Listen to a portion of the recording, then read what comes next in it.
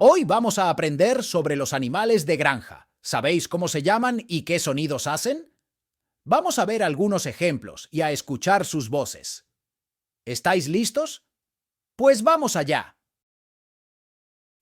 ¿Cómo hace un cerdo?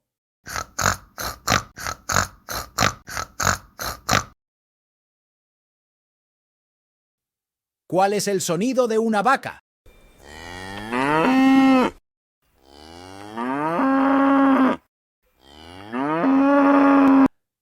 ¿Qué sonido hace un gallo?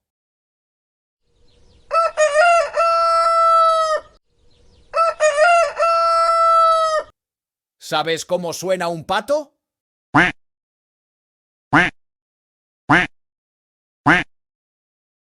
¿Cómo hace un perrito?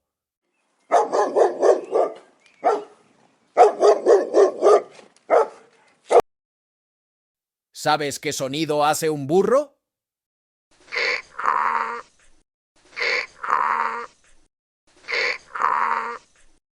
¿Qué sonido hace una oveja?